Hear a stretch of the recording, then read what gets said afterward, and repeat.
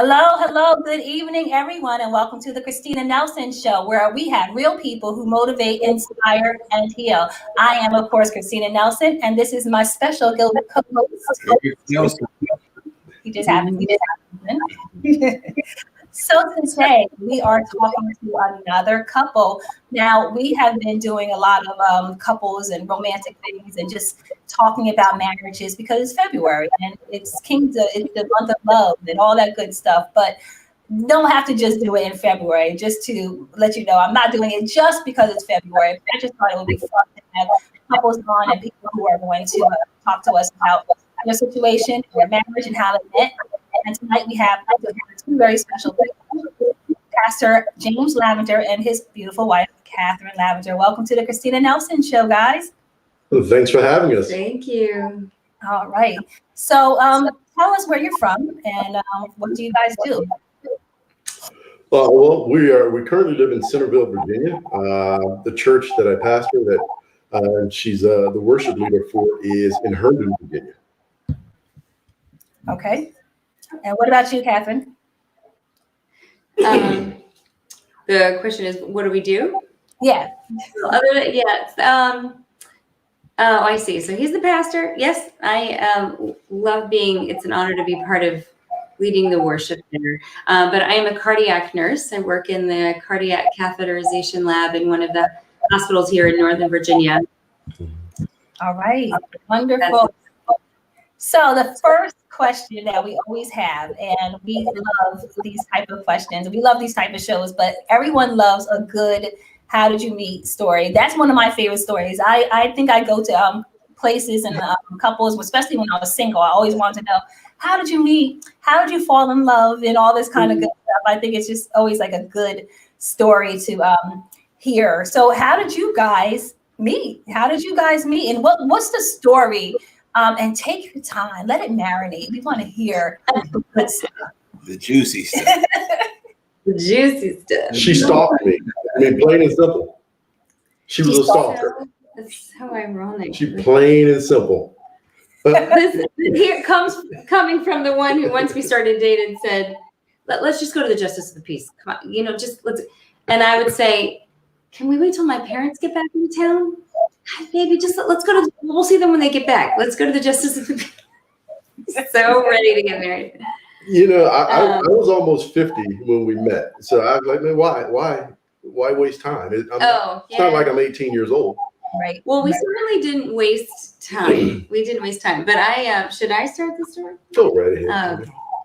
Well, what had happened was, so I was looking. Actually, no, I wasn't looking for a new church. I was leading worship at a different church, about 15 minutes away from Herndon, and a friend of mine had said, "Hey, I've been looking for a new church. I think I've found one I really like. The people are wonderful. The pastor is wonderful. The worship is great. Come and see what you think. Come and visit." So one day after I had finished church at my other church, I snuck in, and of course our service had already begun. So I was, kind of sneaking in the dark.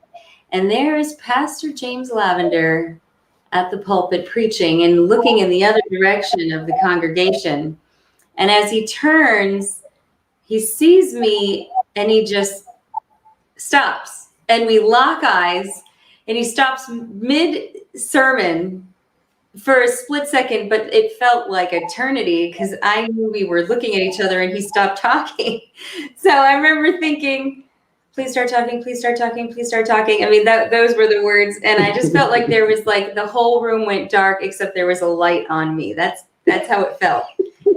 And that I just was like, no. And that didn't, don't think like that. But we tried to, then the worship pastor very quickly asked me to be a part of their team. He said, I never do this, but I just feel like you're supposed to lead worship here. And I was like, gosh, this is a big decision. But how can I leave one church? They depend on me, but the Lord had a plan. So I started coming to Word of Grace, did everything I could to ignore the feelings I was developing for the pastor. Oh my gosh. So praying, Lord, take away these feelings. Lord, take away these feelings for the pastor. I almost left the church. And then I almost left the church. Oh my God. Because it was weird. How did you got feelings for the pastor, and that never heard of that. And then a friend of mine said, so what?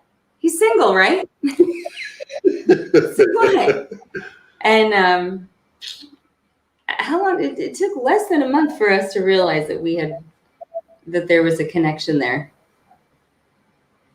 That's her story. I'm letting her finish her story. Okay. So yeah, then he asked me. He asked me one random day, hey, so I have these 2 tickets to a car show, and I can just give them to you if you want, but if you want, you can come with me. I mean, you don't really have to, you can just have them if you want.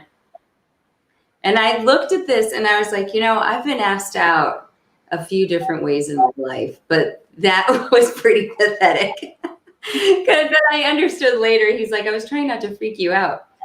But we went to this car show, and 16 hours later, I got back home, and, that was the beginning of us dating. And then 2 days later, you said that you loved me, and I was like, so let's calm down a little. Let's just think this through.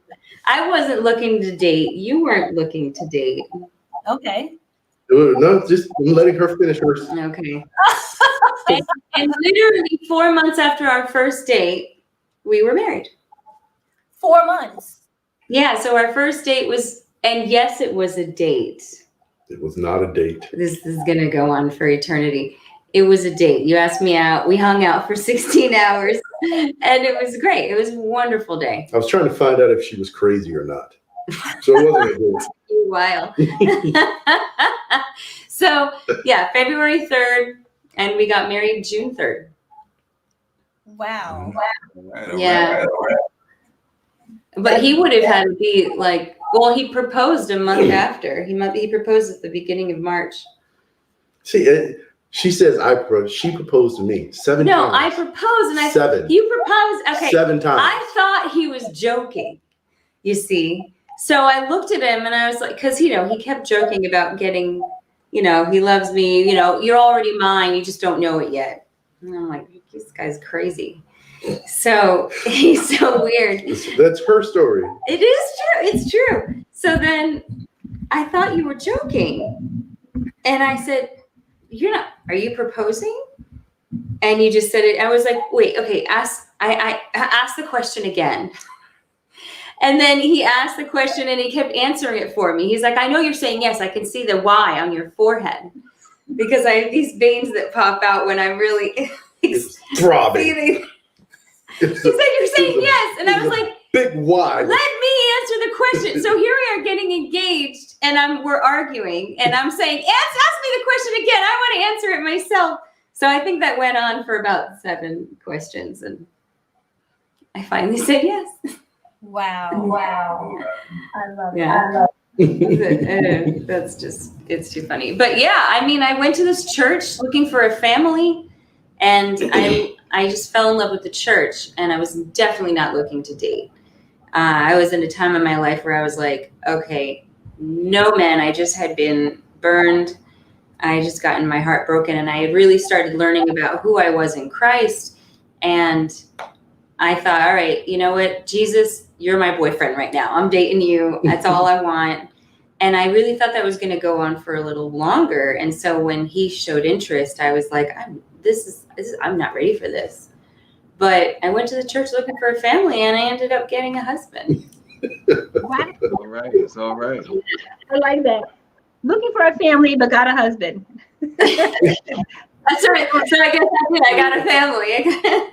A family, right? At plus. What about you? Okay, Pastor James. So, what is your version of the story? Or did she tell it? Here we go. See, my version has a lot more intrigue and mystery, because she stalked me, like. What is he talking about? So she was on the internet. She was on the FBI website. So there was like a CIA chaser car. And there were snipers on the roof. I mean, she had me covered, man. So clearly this is fabricated. I don't even understand how anyone's going to believe what you're saying. No, At least make it believable. Absolutely, it happened just the way she said it. I think I thought you'd go on. You came to the church on December 11th. I was away that week, and then she came back December 18th, and that was that Sunday. And literally in the middle of a sermon, she walks in the back door, and I'm looking to the left, and she's on. I turned to the right, and there she was. I'm like, wow, what was I just saying? It's on tape. Oh my God. Oh, wow. She got really curly hair.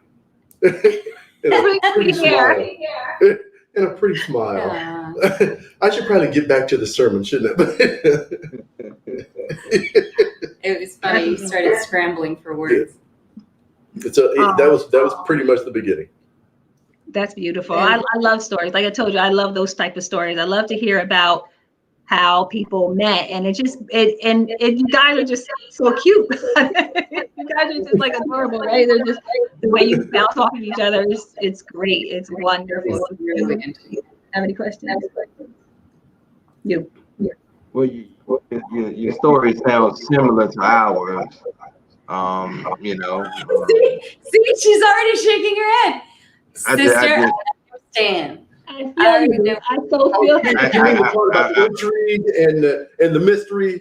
Yeah, I just felt the Lord just moving, man. And she just slipped into my DMs, and I remember it was a Saturday, and I think I was going up and down Facebook, and I was just happening to look, and I saw her, and I said, "Wow, who is this?"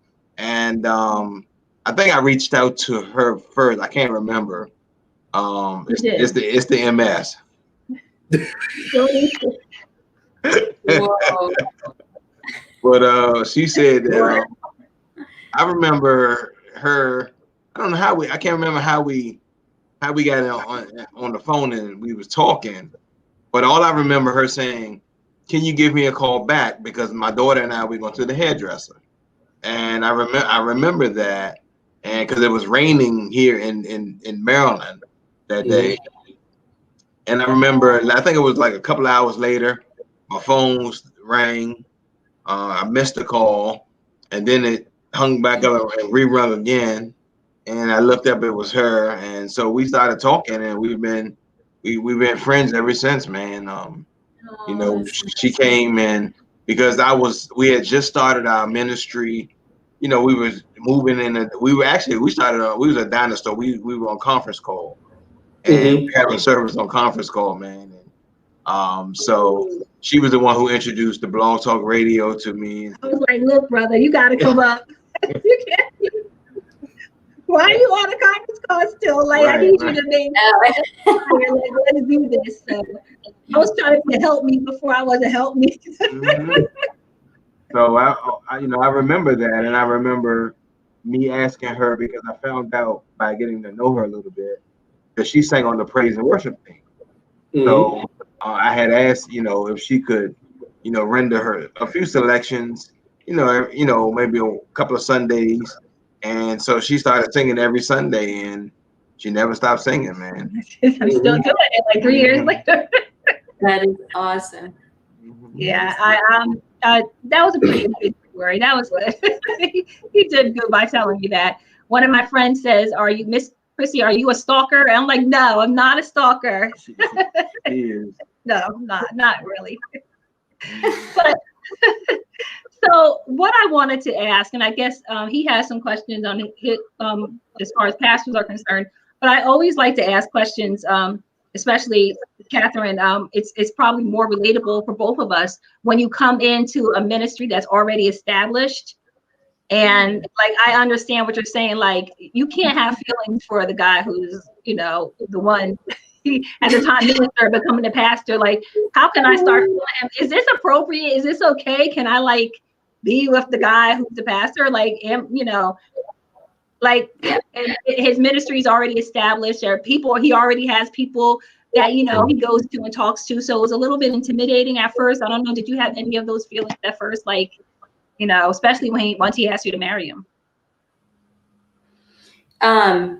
it was certainly, this is an interesting question. It felt really natural to become part of the worship team. Okay. Yeah. Because again, in the beginning, I was really focused on God moving, just feeling like there was signs that God was moving to me to a different level of leading worship. And at the time I was so focused on it, I'm like, really, God, you think I'm ready for this? And do you really want me to go there? And then there was also a part of me that's like, I want to check myself and make sure I'm not deciding to change churches because I really like being around this guy. Yeah. I can't imagine why. He's so crazy. No, I'm just kidding. But she showed up everywhere. I should everywhere. No, but there was such a comfort with the church family, and that felt really natural. But having feelings for him was very uncomfortable, and but it's like I kept coming to and at the time I was in between jobs, so I was available every day of the week. So we very quickly started hanging out every single day. We spent a lot of time with each other. When you first told the associate pastors, I remember feeling really nervous. If this answers your question, if this doesn't, tell me. But I remember feeling really nervous about other people finding out, because again, it was like, this is uncharted territory. I was not expecting to ever, like, the concept of having. It was the board. So when I told the board of directors, the first thing they looked at me and said, we saw this coming. You're not telling us anything new. So. Didn't Pastor Cethea, she was like, oh, I already knew that, and walked away. Isn't that true? She just walked off. She's like, yeah, I already knew that. So say again, you were kind of asking, coming into the picture of an established church. Yeah. Did it feel, I guess the best thing I can.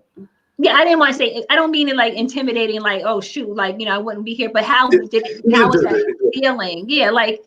Yeah, I mean, just like when you met Eric, you were intimidated. Yeah, because you're like, I'm coming to the gathering, and I know people, it was pretty much the same thing too. We found out, a couple of days ago, one of the members of the huddle said, I knew you guys were crushing on each other at the gathering. And I was like, you did?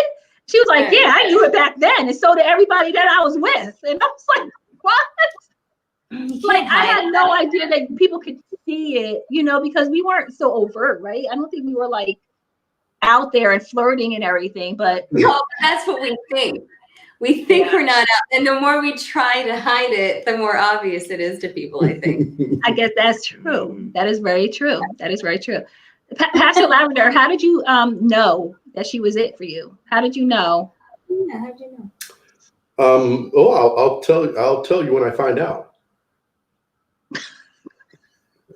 What are you talking about? No, really, how did you know? Oh, wait, I know. You told me the day after our first date.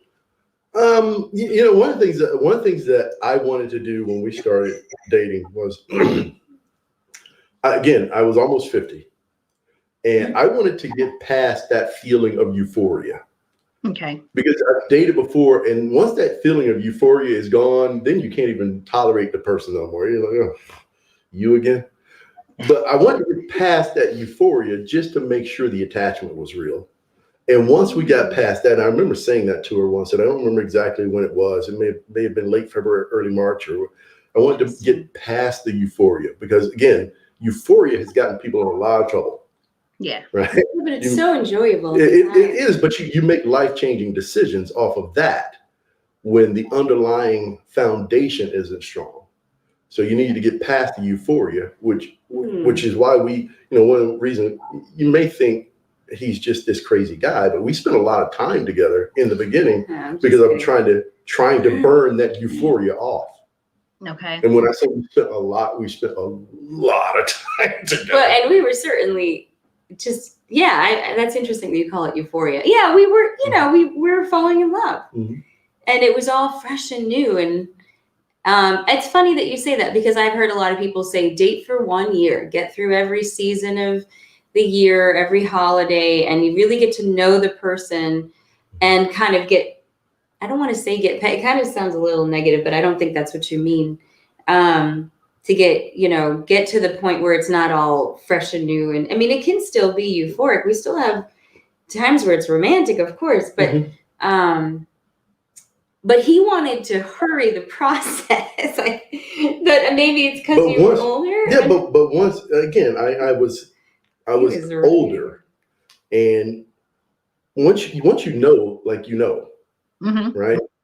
And I remember asking, my wife's telling me to move. Good job.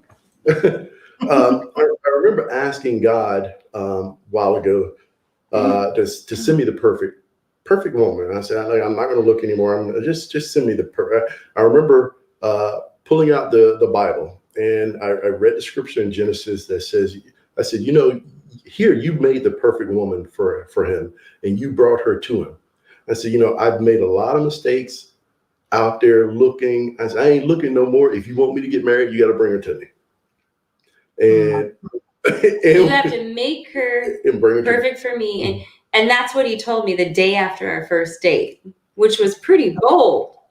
And you said it was based on Genesis 2:22 that he made this woman and brought her to the man, Eve to Adam.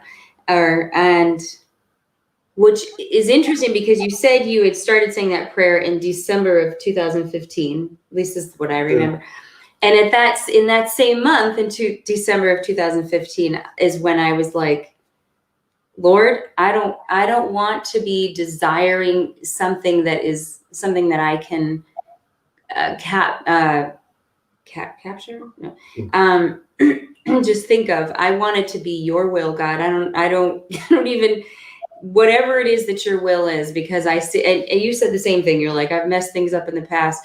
And I said, every time I try to make something work, I'm hopeful in the flesh, with just worldly hope. It doesn't work out because I'm not listening to the Lord's leading. I wasn't listening to the leading of the Lord. So I was like, I'm done. And I was really had finally learned my lesson that I'm like, life is a lot better if I yield to the leading of the Holy Spirit. So that's when I was like, that's it. I am going to enjoy this time of being single, which I had never been able to do. I think that for whatever reasons, I was one of those women who really felt like there was something missing unless I had a man giving me love. And I didn't know. I just didn't understand my worth. I didn't understand that it was okay and right to say, hey, I am a child of the Most High God, and I am perfect just the way that I'm made. And if you don't like that, then there's the door. And that's it. I thought that was such a conceited thing to say, but it's not conceited. He wants to lead us to through his path, and he made us beautifully, beautiful and wonderful and intentional, just the way we are. And at that point, I finally got like an eye-opening, I was in a life circumstance where I was like at the bottom of the barrel, and I thought, oh, now I get it. Okay, Lord. And so I was really enjoying just having this time of singlehood and getting to know God. And getting to know and I was hungry. I was hungry to know how God wanted me to live and how he wanted me to live in him, and I was hungry to discover what he wanted for my life and how he wanted to use me. So when we met, it just seemed too soon. But at the same time, I was also 37. So it was sort of like, okay, well, I mean, it's a blessing. It didn't take longer it's not that that's old or anything, but at the same time, it was just his timing. It was his timing, even though I didn't feel like it was the right time at the time. God uses us even when we don't, even we don't feel, even in our walk, our spiritual walk. He doesn't call the qualified; he qualifies the called. There's something else I'd like to say about it, and this, and I'm assuming that there's probably single people out there, or even people who are newly married out there watching this, and you don't always know the extent of what you're asking God for, or how the answer will come. Mm-hmm. And I remember saying, you have to make the perfect woman and bring her to me. Now, when you say perfect, or when I say perfect, we have a certain image in mind. That may not be what is actually perfect. Right. And the reason I say that is because I remember I was talking to the Lord, and just on the inside of me, he was bringing me back through the conversation. He said, for you, James, perfect is the woman that you're willing to change for. Wow. When was that? So it wasn't so much, I've got this list of things. I mean, she's got to have this, she's got to have this, she's got to have this. All that's irrelevant.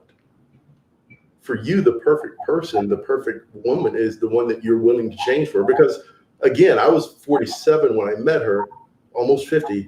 And to that point, I wasn't willing to change for nobody. You want to be with me, you got to change. So, so like I said, how the prayer gets answered, and your intention in praying, it may not always line up exactly the same way. But if you just trust in him, it will be the right answer. Right. Mm-hmm. And I think that in that year of really seeking God in a different way, what my prayer was, what I mentioned before. Okay, God, I think I thought that this man who you will match me with will look a certain way and have certain things about his life. I learned, okay, you have to throw away the list. You have to throw away the list of hopes. And because she married Shrek, basically. Yeah. Princess Fiona married Shrek. What God's definition of the perfect match is, it can very well be different than, and our definition is molded by a lot of things, in the experiences of our lifetime, the people, who we were influenced by, you never know. But God's will, whether we understand it or not at the time, it's always, if I could have learned anything, it's always going to be better than what I can hope or imagine. What is that? Ephesians 3:20. I think that's the book of Hezekiah.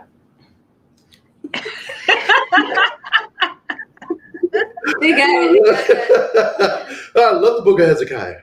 There's the book of Hezekiah. I know. He loves that joke. Yeah, but praise God. No, wow, that's good. I like that. I know we keep getting feedback. I don't know if you guys can hear it, but so in asking all of those questions, we're and I like how you said that. And also, it was funny because I was going to ask you to minister to some singles too, and give them a couple of suggestions or what have you, because a lot of people get on to wanting to get married or get married again or whatever, and the motives are just so wrong. The motive is just like, I don't want to be lonely anymore, or I just need somebody to help me pay bills, or whatever the reason. And I had to, like Katherine said, I had to give up my will, and I had to be content at that point in my singleness and be okay that I was single and enjoy being single. Yes, I did want someone, of course, but I was okay at that point with being single. And I had mine set up to, what I wanted in a man and what he had to look like and all that kind of stuff. But I always said I wanted somebody really tall and like Morris Chestnut dark. Yeah.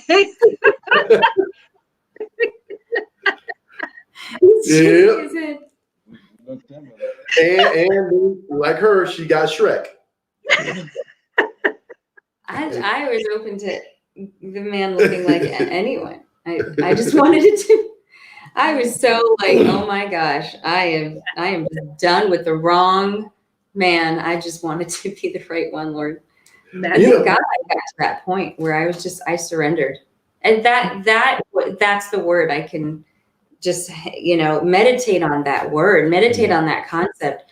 surrender, just surrendering to him and Wow. what he wants for you now in your life, and in the future, being with a partner, because it's a really precious thing of, God can use you, and many of you have heard this before, but God can use you in your singleness in a way that he can, you won't be used once you are in a partnership with a marriage.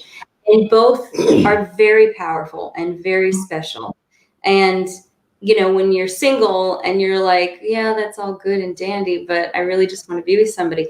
But the thing is, then you get married and you look back and you're like, wow, I didn't realize that was special. So ask the Lord, what do you want me to see right now in this time that you have for such a time as this, God? Mm-hmm. What do you want me to do? Yeah. Where is the joy that you want me to see and dwell in? And there's so much joy in every day, as long as we look for it, Mhm. and the time where you can just stay up till 3 a.m. just laughing with your girlfriend or whatever. It's a little different, Well, he lets me do that if I She want can do to. that if she wants to. He's like, good night. Just don't wake me up when you come to bed. But it's just you can't really do that in the same way, and you can't go out and minister in the same way. I mean, it's just a different chapter. It's a different chapter.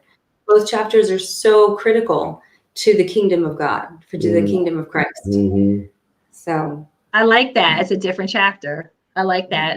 That's good. And surrendering. I like how you said surrendering too, to whatever God, has. I didn't know I was going to meet somebody on Facebook. I didn't know we were both going to have something in common as far as multiple sclerosis is concerned. But we both had the same heart for God, and we both had the same mission as far as healing is concerned. So we both had this same underlying thing that we both desired, and God used that to bring us together. So now that it's a great force. Now we're both kind of like, oh, he brought me and him, the I am healed, and then the huddle, and became one. And now we're like, wow, okay. Now look how much more we can do. I think it's in Ecclesiastic, and where it says two is better than one. And I love that verse. 2 is better than 1. And look what more we can do with 2 people, and more than just by ourselves. True. So you had I Am Healed Ministries before, and then you guys put the two together. Okay. Yeah. I was totally on my own with that at first, and then we got together, and I think that's what it was. I had a show, and I wanted him on my show, and then we realized that we were so similar in what we wanted to do. Like it was so similar. Like he had conference calls, and he was, having people, interviewing people. I was doing some interviewing, and we just it just meshed so well. That's amazing. Yeah. That's amazing. I know more about the background of how Huddle, how you described Huddle was came into being, and how you kind of shifted the outlook on it. As if, correct me if I'm wrong, Eric, how you were like, this needs to be more, God can heal me focused. What about what God has to say about this? Right. So I didn't know that your mission was that what the Lord had put in your heart, Christina, was so similar. It was so similar. Yep. I'm blown away right now. And then if that's how you all met, James, and wow. God is so intense. Pastor James. That's funny that you say that, because when we first met, of course, I called him Pastor James, and then we started hanging out, and still called me Pastor James for a little bit, and then I just stopped saying your name because I didn't know what to say. It was so uncomfortable to call you James. And then she called me Shrek. I never called you Shrek. It was the same with me. Like, and I think I asked you. Did I ask you? I was like, what do I call you when we're just chilling?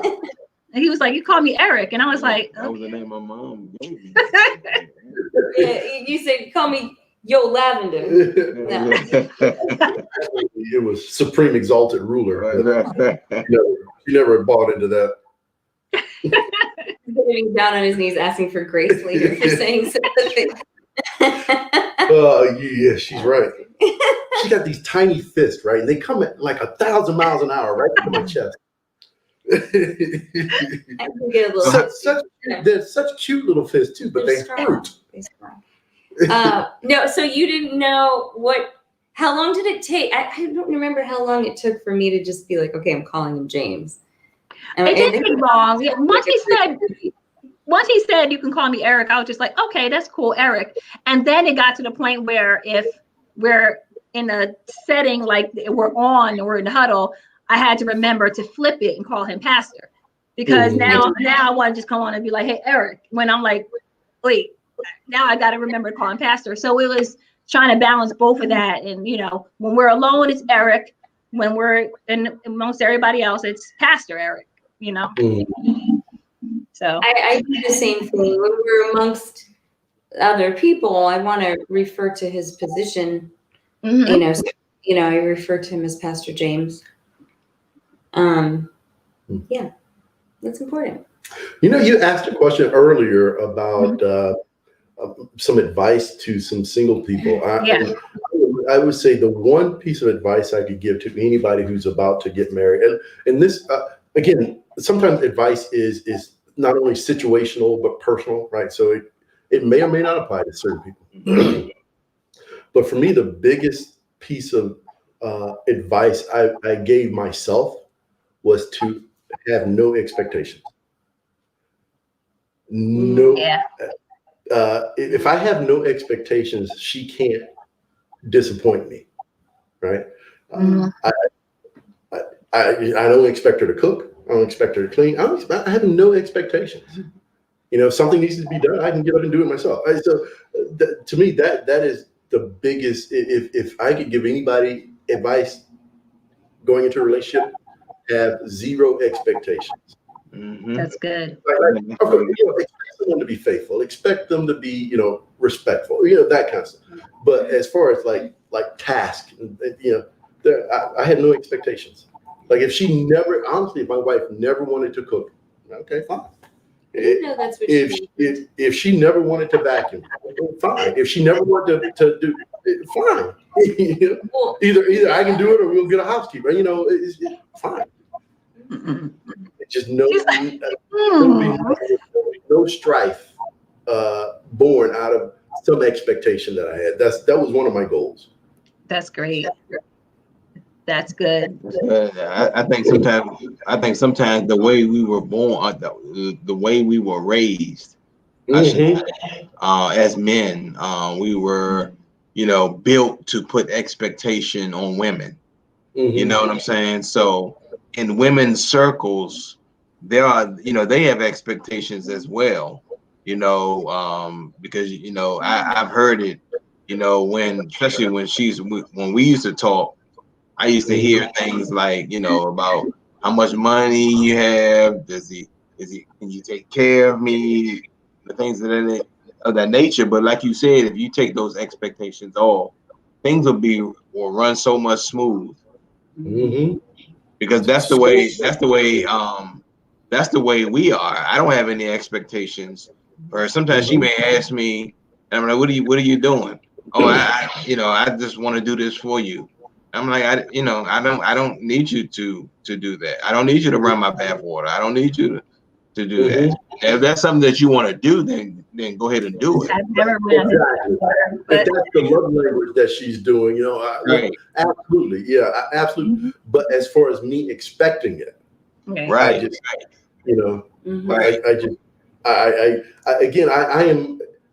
I keep saying this. I was almost 50 when we met, and my tolerance for BS and strife was very low. When you're in your 20s, you're up for a fight for anything. Yeah. Like, you know what? You want the couch to be blue. I want it to be black. Let's fight. And that's when you're 20, right? When you're 50, baby, if you want the couch to be pink, whatever. I understand. Yeah. Right, well, your priorities definitely change, and the eye of just that bigger vision. the really important things in life. And then one of the And then things I just want to do. grace, giving each other grace to just be a person, Yeah. be a human being, and always having an open eye to discover, Mhm. because you're going to learn who this person is for the rest of your life. Mhm. And the more I can look at James as a child of God and ask Jesus, how do you look at him? You love him. This is your son. And you see wonderful and beautiful things in him. Help me to see James through your eyes. Help me to see the things that you love about him. Help me to see his needs, that maybe he doesn't express, but you know what they are. And in coming into the marriage, I think, I had to check myself, because I think that there were certain things that I did expect, but I didn't think that they were unacceptable expectations. I'm a communicator. Sometimes a lot of times James communicates, but there are some times where James may not feel like it's, he needs to say it or something like that.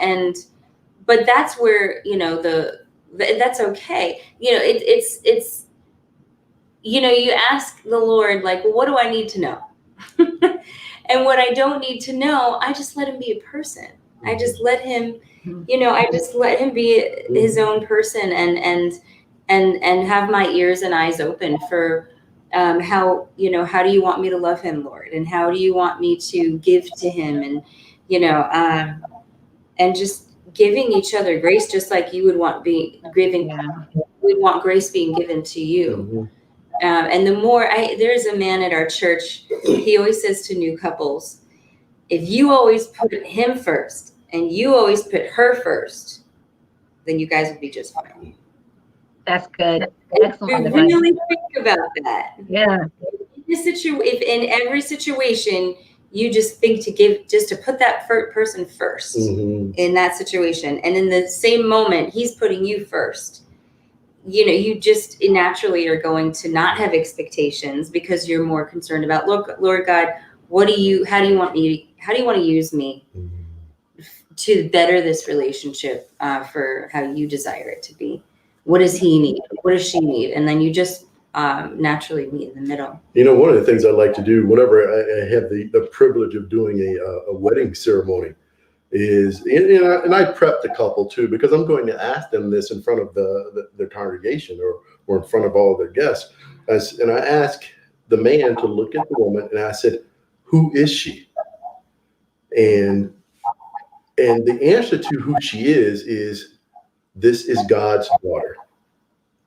And no matter what she does, no matter what tantrum she may have, or no matter what happens, she is God's daughter, and you have to treat her that way. And then I look at her and I said, who is he? And the answer is, he is God's daughter. He's God's son. And no matter how bad he acts, no matter what, he's still God's son. And what you have to do is to talk to their father about them, rather than necessarily talking to them about them. Because if I'm in my box and I can't see my box, her telling me about it won't really, it's not going to be her to show me the box, and it's going to have to be God's box. Oh, I see. That I'm in. And I kind of do the same thing with her. I try not to. Maybe I don't always succeed. I'm not trying to correct her or anything. If there's something I don't like, I don't talk to her about it. I'd rather just pray about it and then move on. Okay. That's good. I welcome him telling me, because that helps me. Because I may not see something and that he sees, or something like that.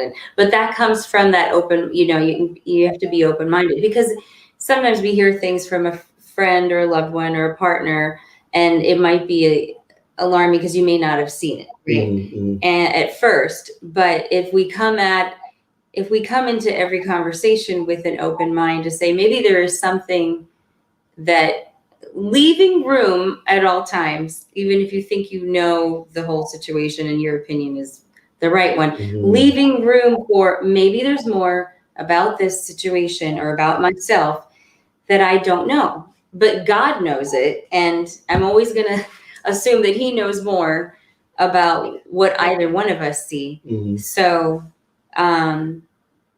I appreciate, us both going to the Lord and saying, God, help me to see what He needs, or help me to see God, what she strike her needs. down. She just. But I think it's important to welcome, hey, baby, be open to me. Like, if there's anything you don't like, just, know this is a safe place for you to just tell me. It helps me to just know, otherwise I don't know, or something like that, but sometimes, you have to go to the Lord first, because sometimes you need to ask the Lord for the words and the timing. Sometimes it's not the right time to say something. It might be a few days later or something like that, or maybe there are things you just don't need to say, but there are things that might be helpful to say. And asking, always in a relationship, always go to the Lord first and say, okay, Lord, how would you like me to say this? Or do I need to learn about myself first? Or do, you know what I'm saying? And what is the right time? It goes a lot more smooth. That's good. I like that. That's really good. I was saying, no, I like that. I like what you're saying, that, always go to the Lord. Always go to, a lot of us don't just go to the Lord. We like to just go like this. Right to the, So it's like taking a breath, a pause. Even if you put it in a worldly, even if you put it in a different way that isn't involving God, it's sort of the same, a similar concept, but going to God is better, of course. But just taking a pause to center and say, okay, what's the most therapeutic way I can say this, or the most healthy and least damaging way that I can bring this to this person's attention who I love, but I need to bring such and such to the attention so we can work through it and move forward. But going to the Lord first, I heard a wonderful sermon that was either it was entitled this, or it was one of the slogans in the sermon. It said, be led by the Spirit, don't be led by your emotions. So being led by the Spirit rather than your emotions. Absolutely. And if you can, I believe if you go to God first, He will soften the person's heart to receive what you're saying to them. I do believe that, and it makes it easier when you can go to them after you went to Him first. To God, that's your daughter. God, you you help me. Or He may tell you, you got something to fix. Right. Exactly. Because sometimes we don't see in ourselves, what I'm saying, like what you said, that needs to be fixed. Your own glass prison, right? Right. You can't see. You had a question. I do have a question. As a pastor and as a first lady, when I was younger, I was married before, and balance was something that I struggled with. And now that I'm almost 50 years old, Lord Jesus, balance is a lot better for me. But then, like Christina said, there may be somebody that may be listening that may be struggling with balance.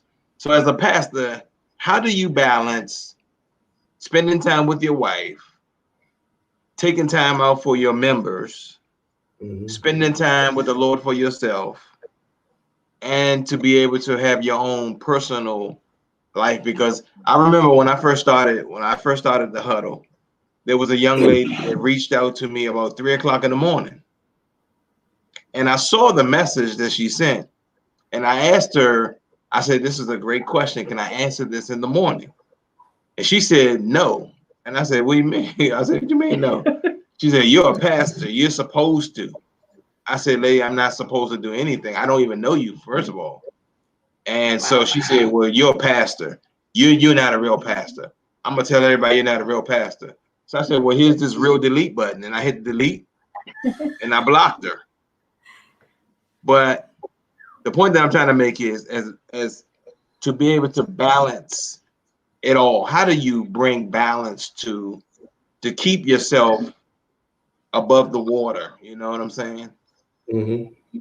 Well, I'll say this first off. I don't believe I have successfully balanced everything, not just since we've been married, but since I've been a pastor. Like it's always a juggling act. And then at any point in time, if there are three pillars, one of the pillars is got more weight on it than the other two, and then you move some stuff around, and then the other two, then you move some stuff around. So to me, it's a constant juggling. And I don't know of anyone other than Jesus who perfectly balanced everything every day. So what I do, I just realize that it's not perfect. And hey, there's always going to be adjustments and corrections that you have to make. Many people know I was a naval officer, and on my job was to make sure the ship got from point A to point B safely. I was a surface warfare officer. And on that journey from Hawaii to Yokosuka, Japan, now I can point straight at it. I know exactly on the chart. However, there's currents, there's winds. So you are constantly making course corrections. Because if you don't make a course correction, rather than hitting Japan, you'll end up in Australia, which is a long way from Japan, right? So you just that's what I'm saying. You're constantly making corrections.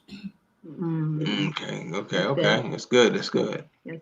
Now, if you have a better way, I'm open to it.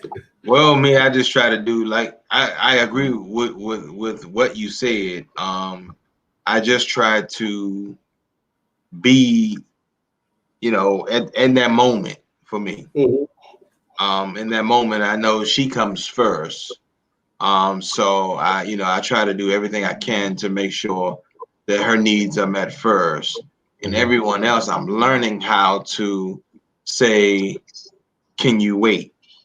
You know what I'm saying? Because I had a apostle friend of mine had told me, he said, people will put you in the grave early if you don't ever learn how to say no, or you trying to make them the number one, trying to answer everybody's questions or meet everybody's needs. Your needs are going to be unmet. Right. So a lot of times you may need things from other people, but they're not willing to sacrifice for you, but you're killing yourself for them. So I actually had to learn that, how to just say, okay, you know what?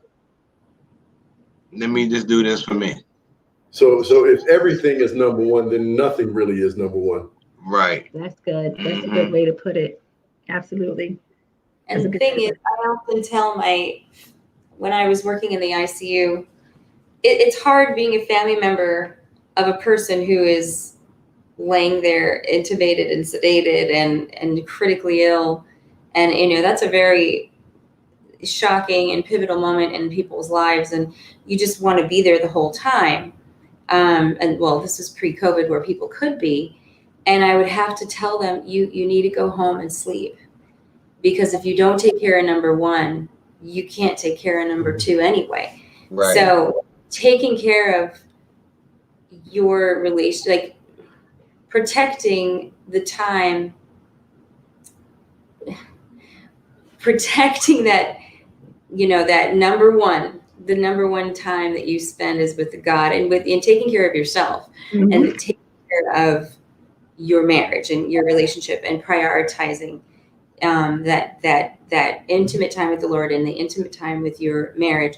It gives you strength to be able to be there to be there for other people in the ministry, for people that you're going to meet on the street, or in my case, people whether it be coworkers or my patients, without filling my tank up first, I'm going to be giving them my fumes, and vice versa. If I give out everything to, like, oh, my patient's sick, I've got to be there, or this person needs something, I have to be there, then I'm going to be giving James my fumes, and that can't happen. The marriage has to be filled, and then, you know what I'm saying? Oh, that's great. I caught the vapors. I will not. Is that an expression? I don't know. I'll learn later. Bismarcky. Yeah, it's a rat. It's like in a song, like in the 80s, back in the day. I know, I just dated myself. It's okay. I just did too. I just did it too. So. I know Bismarcky. I don't know that song though. I'll have to look it up afterwards. Oh, So we man. have some fun questions we wanted to kind of end with here, and just fun questions like how well do you know your partner type of questions. Uh-oh. So If I don't know something, I'm going to pull the we've only been married for such and such amount of time card. Or newlywed card. how long have you been married? Since 3.5 years. oh wow, okay, 3.5 years. okay, It was wow. 2017. Gotcha. Oh, Gotcha. he has a pile. I know what he's doing. Are you? Are you getting like the exact date? Say again? Just you wait for this. We've been married 1,354 days.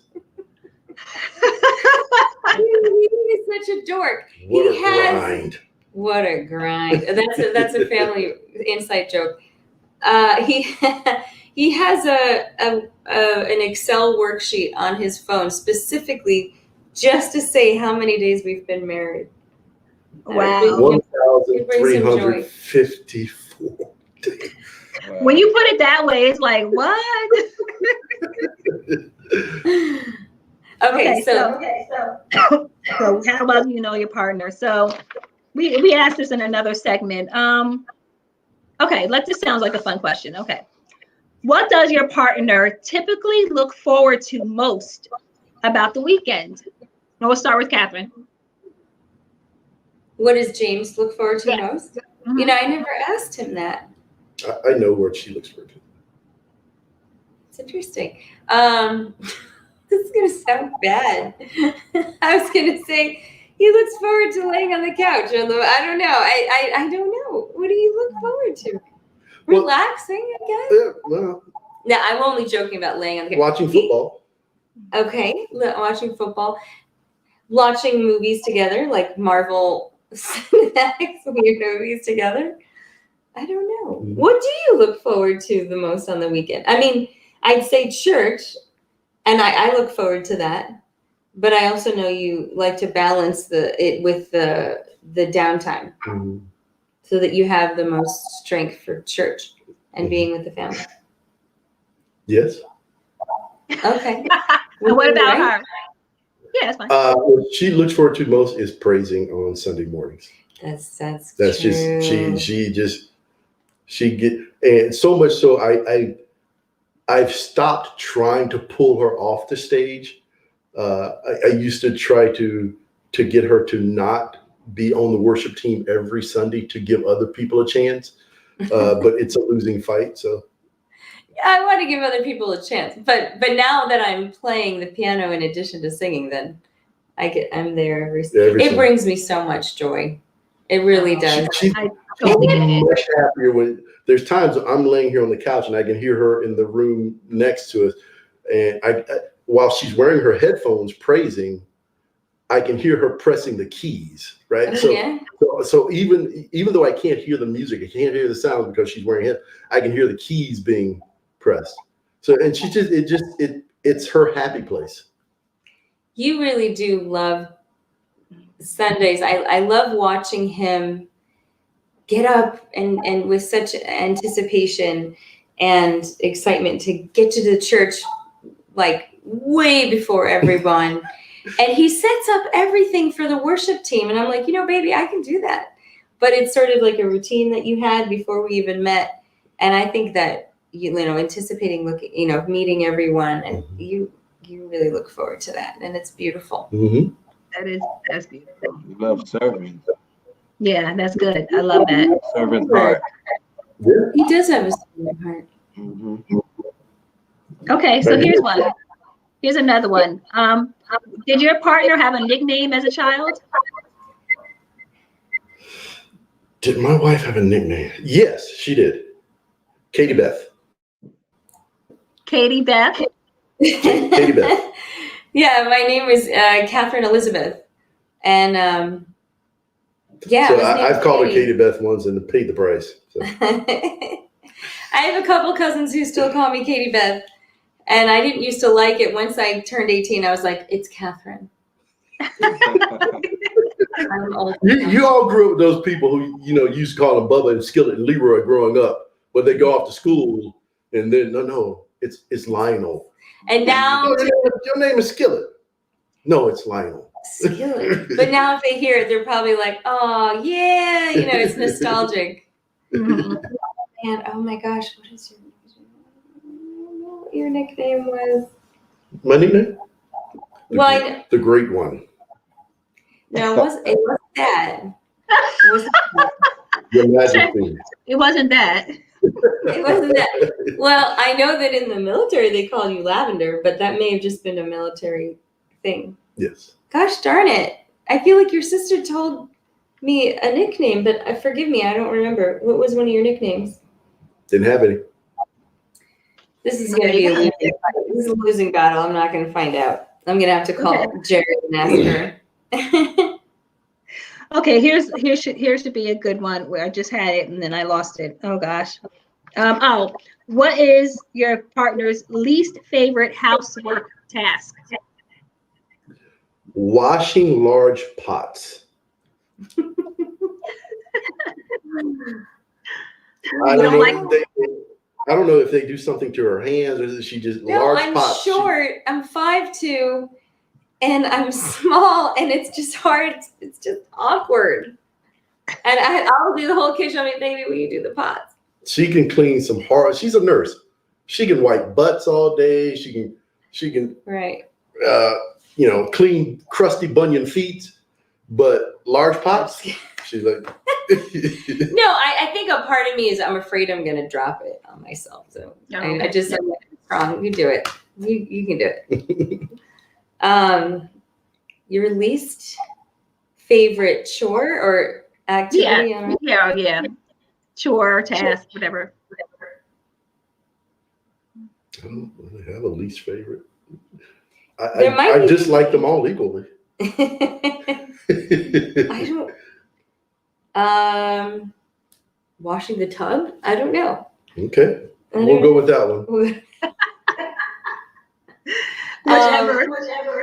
Bringing the trash from the trash can to the door. He always takes the trash from the door to the dumpster. He's really sweet. He doesn't want me doing that. He's like, I'm gonna do that. You don't have to go to the dumpster. But he likes to push that trash down really hard, like it's the door, the top can't even close. And I'm like, it's okay, I'll do it. You're taking the trash to the dumpster. It's all right, babe. I'll take the trash to the door. It's okay. That is an expectation. I don't want her going to the dumpster. Got it. That's a giving expectation. Do you have any other questions? Or you? Name a country your partner would love to visit. Italy. I was going to say that one's very easy. Italy. I don't know if this is good. Well, you always for a country for me. I say Mississippi. That'd be good. I'm from Alabama, right? Mississippi's a different country. That's not a different country. No, it's not. It's not different. You always want to go to the Bahamas. So is this a country that I haven't been to before? That's you don't speak too much about traveling outside of the United States. I really enjoy traveling outside of the United States. You don't speak too much because you often say that you did it when you were in past jobs. But I know the Caribbean, like however much you can get in times. Or however much time you can get in the Caribbean, you would want to. Oh, any place with blue water and sandy beaches, I'm cool. It doesn't have to be the Caribbean. Okay, yeah, Bora Bora. Okay, one more, and okay, when your partner was a child, what did they want to be when they grew up? I think she wanted to be a professional baseball player. Where did that even come? No? I don't know that I ever told you when I was a child. You want to know what it was? Yeah. I wanted to be an Olympic gymnast. Oh. Really? I did gymnastics. Okay. I did gymnastics, and I remember drawing pictures of myself, flipping around and around and around on that, the bars. And I was like an Olympic gold medalist, I wanted to be in the Olympics. This was like elementary school. And then I realized that was not going to happen. You seem to be very focused on wanting to be in the military, but as a child? Yes. Did you? So I never told you, I wanted to be a pilot. Oh, you did tell me I that. wanted to be a pilot, and it wasn't until I was actually in the Navy that I found out you had to have perfect vision. And back then, they weren't allowing for corrective surgery. So after my heart was broken, I was already in the Navy, so I couldn't get out. Well, you have to have perfect vision in order to be a pilot. Wow. You have to have 20/20 vision. Yes. That's probably reasonable. Wow. And like I said, I had no idea. they were not allowing laser surgery. Mm-hmm. It was a new technology. The Navy was like, no, we're not having that. So you have to have 20/20 vision to be a pilot. Wow. And I did not know that. I did not know that growing up. That's pretty cool. That's a pretty good fact. I never knew. I would have never guessed. I would think if you wore glasses and everything, that could be, hey, you can see. If you can see, you can see. But they're like, no, you need to. I would never. We were at some function. It was for people who wanted to be pilots, and the guy came on stage and he says, "If you see a naval pilot or a naval aviator, he is the most perfect physical specimen on the planet. There are no flaws."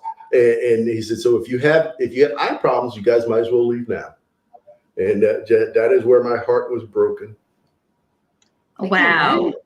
I can't imagine. Wow. So before we go, are there a piece of information or good advice you can give, maybe a married couple or a young married couple just starting out? Because we're all pretty new. Him and I only been a year. So, second chances, starting out, maybe even getting married a little later than planned. I don't know if you have been married, either of you have been married before. I don't know. No. Really? No, I've never been married. I would say 2 pieces of advice. Very simple. Don't sweat the small stuff. And it's all small stuff. Got it. That's good. That's an interesting perspective.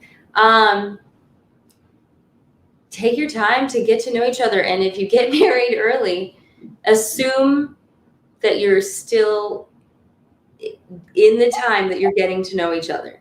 I think it's easy, once you get married, it's easy to feel like you have to have it all figured out. Like, oh, now we're married, so we must know each other, otherwise. That's her. And I knew very well going into this marriage, I'm like, this is going to be interesting, because we're going to be learning who each other. I kind of had the similar mentality. Well, we're older. We know what we don't want. I don't know everything about this man. But I'm going to trust in the Lord that he's going to guide us as we get to know each other. And in order to allow yourself to be guided, to get to know each other, it takes, again, grace, not having expectation, because you don't know everything about this person, and you're going to continue to learn about the person forever. And just accept that there's going to be differences. I am a Black man who grew up in Alabama in the 70s. She's 100% Italian, grew up in Northern Virginia her entire life, family in New England. So there's just differences. Really, yeah. And different things are important to us, and like holidays and expectations are different, and you don't always know that you have, like, oh, I assumed that we would do such and such. Talking about it beforehand is good. Yeah. Communication. I can't emphasize communication. See, I didn't want to talk about it. I can't men, if I could say anything, if I can give you any piece of advice, communicate with your women. I can't emphasize that enough, because knowledge is power. And the more you have information, the more you can just move forward. Like, you can just start, it's like now, oh, I could have known about that 4 months ago. Like, we could have, just say it, but consult the Holy Spirit first. And but then women, when you receive information from your husband, be willing to see him as a person who is, trust that the Holy Spirit is guiding him, trust that the Holy Spirit is guiding you as you listen. Grace, grace, grace, grace. Give each other the grace that you desire God to give you. How many times have we gone to the Lord and said, "Oh God, I messed up again. Can you help me out in this situation? Will you give me grace?" Well, if we want that much grace from God, then I want to be able to give James grace, and I would want him to give me grace. And if we both are on the same page, expecting that we're going to give each other grace, I think that's a reasonable expectation, because God asked us to do it. But every day we have to make that choice to give each other, agape love and grace. However, if you're perfect like me, you don't really need grace. Absolutely, baby. Yeah, it's so easy. So, just kidding. No, he's such a thoughtful man, and he's so thoughtful, and that sometimes, for women, it'll melt their heart. I don't think it's just me. It melts my heart when James is thoughtful. He'll think ahead and think about, like, I know my wife loves this, or I happen to hear that she said she needed this. I'm going to show up tomorrow from home with it. And it's like, you thought, that was really thoughtful. And it's little things that we can do for each other like that. But I do believe that communication is really powerful and really helpful to just keep keep growing. I mean, it helps growth. It helps the fire to be continually burning, but do it in grace. Do it in love. I love that. Now, Katherine, you are a worshiper. My wife is a worshiper. You two have the same style of worship. You love the same worshipers or worship leaders or whatever you want to call them. Now, I grew up a little bit different. So I grew up where in a traditional Baptist setting, then I went from a non-denominational setting where, I grew up with Fred Hammond and people like that, so now I hear the Kerry Jobs, I say her name right? And those people like that, I wasn't used to that style of worship.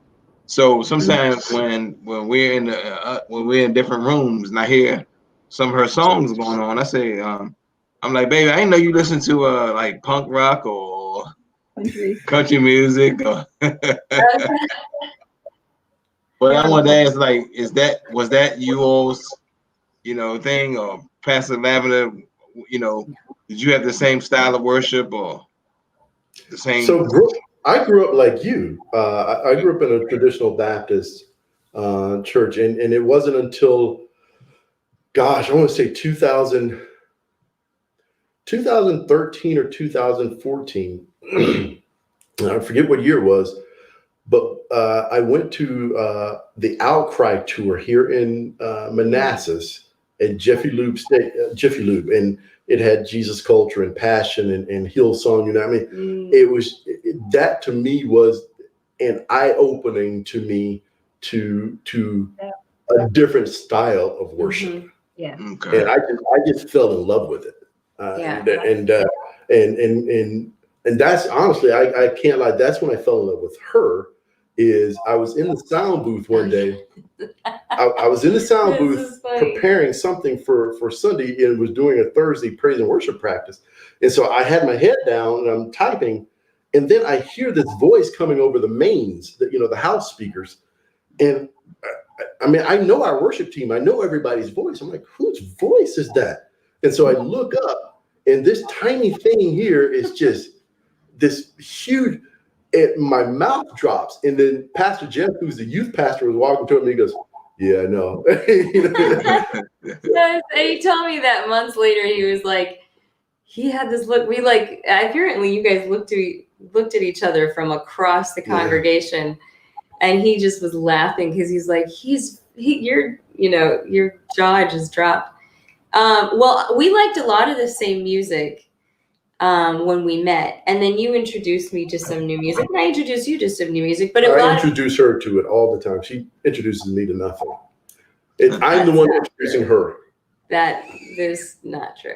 But we do like a lot of this. I think I like, so a lot of the contemporary Christian music that you're referring to, like with Hillsong United and Jesus Culture and Carrie Job and We the Kingdom, or something, a lot of these wonderful bands. But I also, I had fallen in love with contemporary gospel, and I've always loved gospel. I've always loved gospel music. I didn't have much opportunity to sing it, but when I did, it was just, oh, give me more. It's wonderful. And then, I don't know that you rightly like a lot. Do you like contemporary gospel, or we just don't do a lot of it? So. No, I mean, I guess, I don't know. But that's the thing, the more you listen to it. But I've certainly introduced you to some new songs, and I was like, I'm not sure if he's gonna like this. And then the next thing I know, he's playing it. So it's fun. That's one of the things that we have in common is, James may not outwardly sing for people to hear him sing, but he's a worshiper. You love worship. And that's one of the things that we certainly share. And that I think that's when I knew that there was a connection, because we stayed after I was hanging out with the pastor after rehearsal. I know that's what I think I had to be there. No, you didn't. I had the key to lock up. So after rehearsal one day, we got all excited about some songs in the sound booth. And then I somehow we got on to talking about classical music, and we both, found that we were very passionate about that too. And that excitement for music really drew us together. So yeah, I know we tend to like a lot of the same stuff. That's good. But I don't think you really like, jazz. Don't get us started on jazz. I like the real kind of jazz. We have this joke about what real jazz is. And his is like the smooth jazz. But I grew up singing Ella and Louie and, Billie Holiday and, Sarah Vaughan. And he's, so I like the old school jazz. Okay. I like Najee, like that Gerald Albright. Yeah. Yeah, I would have to agree with Katherine. It's old school, like the real. Yeah. There's no problem with you agreeing to be wrong. And I call his music elevate. No, I don't want to say anything negative about smooth jazz. But in my family we would joke, we would call it cheesy jazz. Sorry, whoever likes smooth jazz. It is nice. It's nice. It's just not what I grew up loving. Yeah. We joke about that. Oh, guys, thank you so much. This was so much fun. Oh, you're gonna get it for that.